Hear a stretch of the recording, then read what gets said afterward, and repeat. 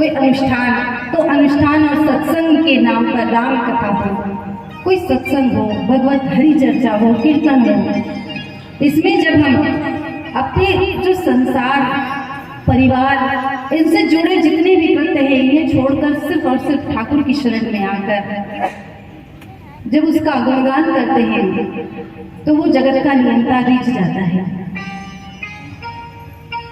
बड़ा सुंदर सौभाग्य हमें मिला कि 7 दिन की ये श्री राम कथा हमें और आपको श्रवण करने को मिल रही है।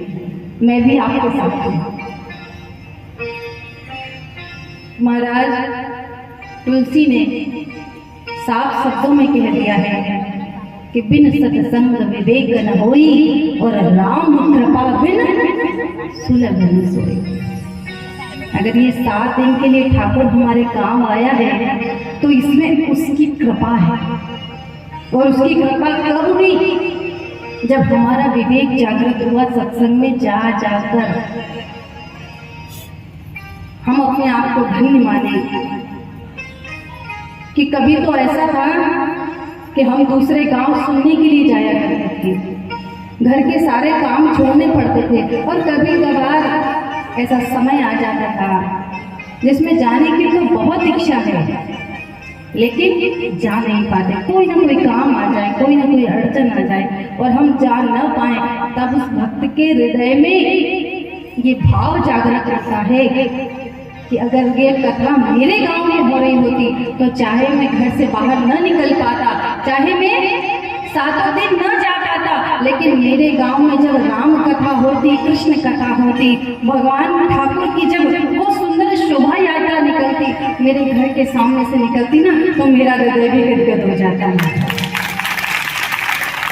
शाम को जब हम आए तो दादाजी के यहाँ बैठे थे और सब दादाजी लोग कह रहे थे कि ये शोभा यात्रा कैसे निकालें, क्योंकि अगर मंदिर से निकालते हैं तो इतना घूमकर वापस मंदिर के सामने से आना पड़ेगा, उसमें समय बहुत जाएगा।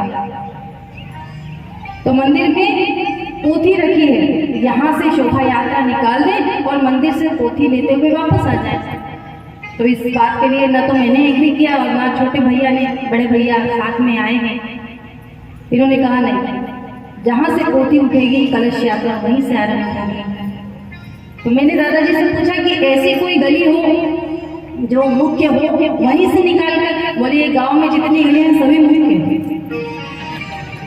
कौन सी गली को छोड़े। सबका भाव है कि हमारे गांव में राम आए हैं। ओ महाराज, वो राम मंदिर के जब खबर न्यूज पर हम सुन लेते हैं कि राम मंदिर का इतना कार्य हो चुका है, कुछ ही समय में राम अपने दरबार में जाकर बैठ जाएगा। वो राम लला जब अपनी झांकी में जाकर बैठेगा, कितना सुंदर शोभायमान होगा। उस समय हमारे रोंगटे खड़े हो जाते हैं कि उस छवि का दर्शन करने मैं भी जाऊं। और जिस समय कलश यात्रा निकली, मैंने देखा महाराज बग्गी पर बैठकर मुझे ले जाया गया, मैंने देखा हर घर के सामने दीप जल रहा था, हर घर के सामने रंगोली बनी थी। विशेष बात तो ये कि वो रंगोली श्री जय श्री राम पर लिखी थी। महाराज कितना सुंदर भाव है हमारा। और मैं अपनी हर कथा में कहती हूँ, किसी कथा वक्ता में इतनी हैसियत नहीं है, संसार में किसी के ज्ञान में इतनी सामर्थ्य नहीं है कि वो ठाकुर के इस गुणगान को गाकर सुना सके। हम सब तो सुखदेव के जूते को परोसते हैं महाराज। उसने जो चखकर रख दिया है, उस फल को चखकर कुछ ये मान लीजिए समुद्र से एक बूंद भी बहुत मिल जाए ना तो जीवन सफल जाता है। और महाराज इतना सुंदर भाव आज मैंने देखा इस गांव में जब शोभा यात्रा निकली। माताएं क्या सियाराम बाबा के, माँ नर्मदा के भजन गा रही थी, बहुत अच्छा लगा मुझे। अन्यथा जब हम बाहर कथा करने जाते हैं, एक तो समस्या ये है कि गुरुदेव नहीं आए। ये पहली कथा है जब हमारे गुरुदेव हमारे साथ नहीं, मेरे पिता। लेकिन इतनी बेफिक्री से छोड़ते नहीं है। आप और हम विचार कर सकते, वो भी एक पिता है। अनजान गांव में कैसे जाने दे, बिना मैं नहीं हुआ लेकिन कह दिया मैंने, जब पूछा आप क्यों नहीं चल रहे हैं, तो बोले काम है, इतने कार्यक्रम लिए, इतनी दूर से आना जाना, आप कर लोगे, आप करते तो हैं, मैं कर तो लूंगी, लेकिन आप मुझे चाहिए साथ में। कहा वहाँ कैसे होगा, अनजान गांव है, अभी तक हम गए नहीं, लेकिन तू चिरवा तो गई है ना, चिरवा तो गई है ना। वो जब तारीख लेने आए तो वो लोग के लिए थोड़ी ना आए थे, वो दादाजी को साथ लेकर आए थे, और जब चिरवा वाले दादाजी साथ लेके आए तो मैं भी बेफिक्र होके तुझे जाने दूंगा। ये दादाजी बैठे हैं सामने, पापा जी ने कह दिया कि अब ये बेटी आपको भी 7 दिन के लिए ले जाएगी। और महाराज विचार करें, उन्होंने अपनी बेटी दे दी, अर्थात मैं अब आप सबकी बेटी हो गई हुई, ठीक है। और जो चिरवा कथा सुनने गए हैं उनको पता है कि कथा कैसे सुनी जाए। आज तो बहुत मुझे बहुत प्रसन्नता हो रही है कि यहाँ जैसे ही कथा आरंभ होने वाली है उसके पहले ही सारा का सारा जन समूह भगवान के स्वागत की तैयारी के लिए आकर बैठ गए हैं। वो राम अवध में कब आया था, जब उसने अहंकार रूपी रावण पर विजय प्राप्त की थी। आज हमारे गांव में राम आए हैं, अर्थात हमारा भी भाव जीत गया हमारा। ये कथा न मैं करूंगी, मुझे कुछ नहीं आता महाराज, आप सोचे मैं कहीं से पढ़ लिख कर आई हूँ नहीं। जो पिता गुरुदेव ने मुझे संस्कार दिए हैं, जो ज्ञान दिया है, जो आदेश दिया है, उसी के आधार पर व्यासपीठ मिली है महाराज, और गुरु कृपा हुई है। ये कथा अगर चलती है, गुरुदेव ने कहा है कि बेटा किसी वक्ता में इतनी सामर्थ्य नहीं है कि वो राम के गुणगान कर सके, कृष्ण के गुणगान कर सके। हरि कथा अनंत, हरि अनंत, हरि कथा अनंता, कहा ही सुना ही बहुविधि सब संता। एक प्रकार की कथा नहीं है, हम में सामर्थ्य नहीं है कि हम कथा कर सके। लेकिन यहाँ एक शब्द आता है, लेकिन भक्त के भाव में वो सामर्थ्य होती है कि कथा अपने आप सुंदर रूप लेती चली जाती है। कहने का तात्पर्य ये है कि कथा श्रवण करने, हम किसकी कथा श्रवण कर रहे हैं? मर्यादा पुरुषोत्तम राम की, उसकी कथा सुनने के लिए जब हम बैठे हैं तो उसका भाव मन में लेकर आए। उससे जुड़ी कई भ्रांतियां अभी कथा में रात दिन हम बात करेंगे ही नहीं सकते कि आज बीच में कई लोग ऐसे आए जिन्होंने राम को कल्पना तक कह दिया कि राम कोई नहीं है, कल्पना है।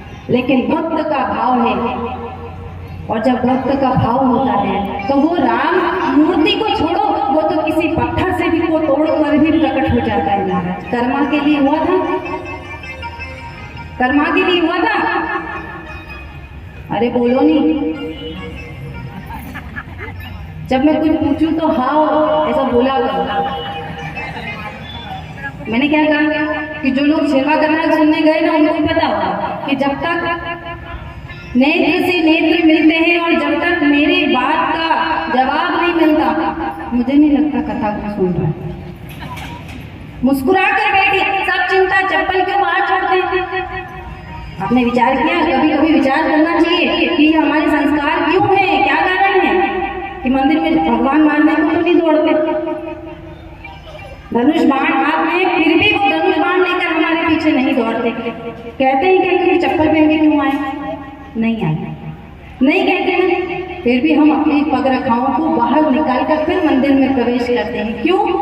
क्योंकि उन पगरखाओं के साथ साथ हम अपनी जिम्मेदारियां, हम अपनी चिंताएं, अपने बंधन, अपने संबंध सब कुछ बाहर निकाल कर अकेले जिस तरह से उसने हमें भेजा था उस तरह से हम उसकी शरण में जाते हैं। और जब हम शरण में जाते हैं, दृष्टि से दृष्टि मिलती है, वो मूर्ति तो मुस्कुराती है, लेकिन जब मूर्ति को मुस्कुराता हुआ कोई भगत देखता है, नेत्र से नेत्र मिलते हैं, नेत्र सजल हो जाते हैं, चेहरे पर मुस्कान होती है, उस समय समझ लेना भक्त और भगवान का मिलन हो गया।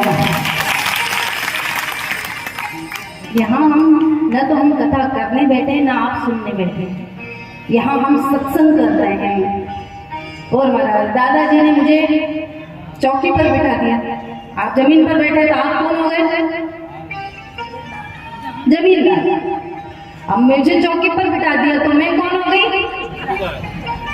समझ गए? चौकीदार। अब चौकीदार की नजर से जब होती है, वो सब जगह ध्यान रखता है, कौन बात कर रहा है, कौन इधर देख रहा है, कौन उधर, ये सब विषय अलग है महाराज। लेकिन जिस समय में यहाँ आई और जो चेहरे पर मुस्कान होती है ना, सबसे बड़ा दान महादान मुस्कुराहट को कहा गया है, मुस्कान को कहा गया है। आज चेहरे की मुस्कान ही कहीं चली गई है। और जब हम राम की कथा में आए हैं, कृष्ण की कथा में आए, और जब चेहरे पर जो मुस्कुराहट होती है, उसको देखकर मेरा कृष्ण, मेरा ठाकुर, मेरा राम समझ जाता है कि मेरे भक्त का भाव आज चरम सीमा पर पहुंच गया कि मुझे भी वहां से यहाँ आना पड़ा। अन्यथा इस क्षेत्र में अभी तक हम नहीं आए थे। वो मां नर्मदा की कृपा कि कहाँ तो दादाजी को हमें ओंकारेश्वर में मिलवा दिया, उन्होंने छिरवा लेकर आए और छिरवा से आप हमें यहाँ छिरवा से बाद में हम अंजन गांव जाने वाले थे। इस गांव की तारीख के पहले अंजन गांव की तारीख तय हो चुकी थी, लेकिन उस राम को वहां से पहले यहाँ आना था, इसलिए हम पहले यहाँ आ गए। धन्य समझे अपने आप को। सबसे बड़ी समस्या यही है आज कि विचार करते हैं कि हमारे पास ये नहीं है, वो नहीं है। ठाकुर मैं तुझे चाहता तो बहुत हूँ, तुझसे प्रेम भी बहुत करता हूँ, लेकिन क्या करूँ, मेरे पास मीरा जैसा मन नहीं है। मैं क्या करूँ बता? मैंने मंदिर तुझे ढूंढा, लेकिन तू मुझे कहीं नहीं मिला। मैंने मूर्ति में तुझे ढूंढने का प्रयास किया, मुस्कुराती हुई मूर्ति को देखकर नेत्र भी सजल हुए, लेकिन मैं क्या करूँ, मेरा भाव कबीर जैसा नहीं है, मेरा भाव सूरदास जैसा नहीं है, मेरा भाव तुलसीदास जैसा नहीं है। उस समय मेरा ठाकुर सिर्फ और सिर्फ एक ही बात कहता है कि जब जब तू मेरे सामने आता है, तेरे नेत्र सजल हो जाए, तेरे मन में ये भाव आ जाए कि क्या मैं मेरा नहीं हूँ, तो क्या तेरा दर्शन मुझे नहीं होगा? क्या वो भाव, आनंद की अनुभूति मुझे नहीं होगी जो कभी मीरा को हुई, जो कभी सूरदास को हुई, जो कभी तुलसी को हुई, जो कभी करवा को हुई? उस समय मेरा ठाकुर सिर्फ और सिर्फ एक ही बात कहता है महाराज, जो तुलसी ने मानस में लिख डाली।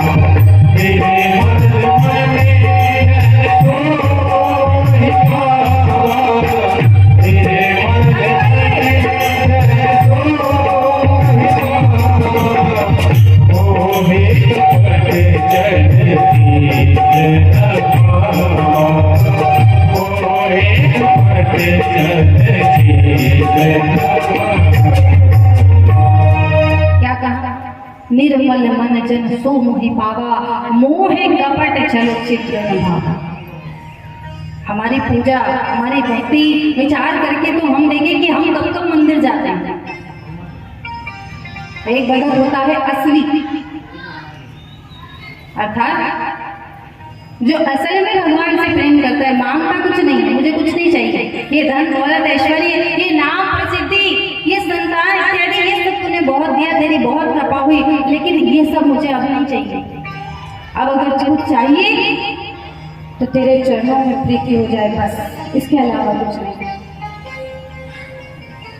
और महाराज वो भक्त जब अपने भगवान को पुकारता है, और वो उसने कहा था किष्किंधा कांड, जहाँ सुग्रीव को दंड देकर, सुग्रीव को आंख दिखाकर, डराकर जब लखन लाल राम के सामने लेकर आए, तब राम के सामने आकर कहता है कि हे राम, अब मुझे कुछ नहीं चाहिए। क्यों कुछ नहीं चाहिए? राज्य चाहिए था, राज्य मिल गया। भाई से अपनी पत्नी चाहिए थी, पत्नी मिल गई। सब प्रकार की सुख सुविधा हो गई। जब तक तेरे पास कुछ नहीं था, तब तो मेरी शरण में था। तक तो तूने राज्य मांगा, संतान इत्यादि मांगी, और जब आज तेरे पास सब कुछ है तो तू कह रहा कुछ नहीं चाहिए। उस समय सुग्रीव कहता है, तुलसी कहते हैं महाराज, तुलसी ने अपनी कलम कितनी सुंदर घुमाई है, जरा देखे तो एक एक चौपाई हमारे दिमाग के ये जो जाले लगे हैं ना, वो सब खोल कर रख देगी। एक एक चौपाई को जरा ध्यान से सुने तो हम। सुग्रीव ने राम से कहा, अब प्रभु कृपा करहु यह भांति, अब प्रभु कृपा करहु यह भांति,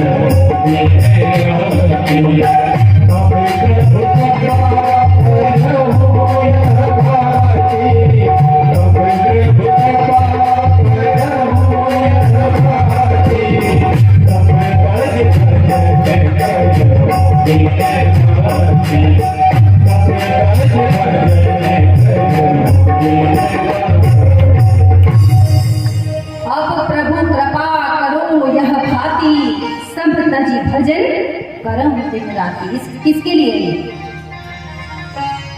ये चौपाई किसके लिए है?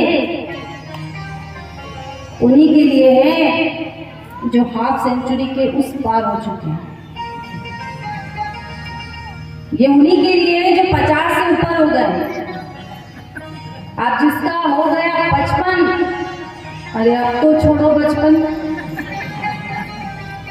हाँ अब उससे जाकर मंदिर में जाएं और प्रार्थना करें, जो दिया लगाएं, शाम को सूर्यास्त के समय मंदिर में जाकर जब बैठें और उससे प्रार्थना करें कि ठाकुर तूने सब कुछ दिया, जीवन में मुसीबतें भी आई ना तो मैंने तेरे ऊपर से विश्वास नहीं जाने दिया, और उस मुसीबत से तूने ऐसा निकाल कर लाया कि न जाने किस किस खेत में जाकर काम करना पड़ता था जब सुबह से शाम का चूल्हा जलता था। लेकिन आज ऐसे दिन आए हैं कि जब कथा होती है, जब कोई मेरे गांव में कोई मंदिर का निर्माण हो तो लाख रुपए देकर भी मैं जोड़ा बैठने के लिए तैयार हो जाऊं। वो तब परिस्थिति थी जब 1 रुपया नहीं था और 1 रुपया मांगने के लिए कहा जाता था जा जाकर खेत में काम कर, तब जाकर तुझे 1 रुपए की धाड़की दी जाएगी, मजदूरी दी जाएगी। लेकिन आज तेरी कृपा ऐसी हुई कि आज 1 लाख रुपए भी मैं दान कर दूं और तब जाकर जोड़ा बैठूं तो मुझे गर्व होगा। महाराज दिया है उसने दिया है। कब दिया? जब हमने उस पर विश्वास रखा। अपने गांव में एक कहावत है कि जो कचरे का ढेर होता ना, इससे कूड़ा क्या बोलते हैं, कूड़ा का भी दिन बदल जाए। फिर हम तो इंसान है, उसने हमारे दिन कितने अच्छे तरीके से बदले मारा है। कैसा समय था, जरा हमारे दादाजी उनके बीच में बैठकर देखे, जब वो बताते हैं अपने पुराने दिनों की बातें कि कैसे एक जोड़ कपड़े पर महीने भर बिता दिया। एक नए वस्त्र खरीदते तो 2-2, 3-3 साल चलते थे। और एक बड़ा भाई जब